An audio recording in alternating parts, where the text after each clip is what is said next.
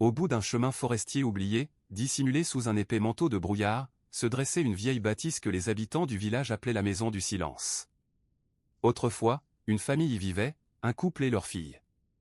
Un soir d'hiver, ils ont disparu sans laisser de traces. Un jeune vidéaste nommé Elliot décide un jour de percer le mystère, pour sa chaîne YouTube. Il arrive au crépuscule, caméra à la main, lampe torche dans l'autre. À mesure qu'il approche, le silence devient presque assourdissant. Pas un oiseau, pas un insecte, rien. La porte d'entrée grince lorsqu'il la pousse. L'air à l'intérieur est glacial, chargé d'une odeur de poussière et de bois pourri. Les murs sont couverts de papier peint déchiré, et des portraits anciens pendent de travers. Les visages peints semblent le suivre du regard. Sa voix résonne faiblement, comme si la maison l'avalait. Il monte les escaliers, chaque marche gémissant sous son poids. En haut, un long couloir s'étend, bordé de portes entr'ouvertes. Il entre dans la première chambre. Il s'approche d'un miroir fendu et remarque quelque chose d'étrange, son reflet ne bouge pas en même temps que lui. Il recule brusquement, trébuchant sur le plancher. Lorsqu'il se relève, la poupée sans tête n'est plus sur la chaise. Elle est maintenant posée sur le lit, tournée vers lui. Il tente de parler à la caméra, nerveusement, mais aucun son ne sort de sa bouche.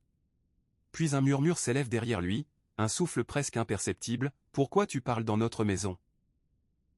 Il se retourne d'un coup, braquant sa lampe vers le fond du couloir. Une silhouette s'y trouve, tout au bout, parfaitement immobile. Il retient son souffle. Elle ne bouge pas. Il n'ose pas bouger non plus. Puis, sans un bruit, la silhouette avance d'un pas. Puis d'un autre. Sa tête, penchée sur le côté, semble l'observer à travers ses cheveux.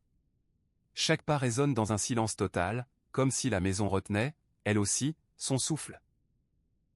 Elle est maintenant si près qu'il pourrait la toucher. Il sent le froid qui émane d'elle, une odeur de terre humide et de poussière ancienne. Sur l'enregistrement, sa respiration s'accélère jusqu'à devenir un souffle paniqué.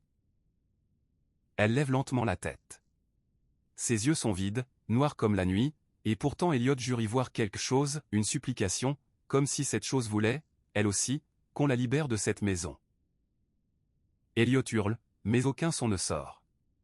Il se précipite vers les escaliers. Il court, trébuche, tombe. Sa caméra glisse au sol, filmant en contre-plongée plusieurs silhouettes se pencher sur lui. Le lendemain, les gendarmes retrouvent la caméra devant la maison, posée soigneusement sur le perron. Aucune trace d'Elliot. Sur le mur du salon, une main tremblante avait écrit « Le silence nous garde ».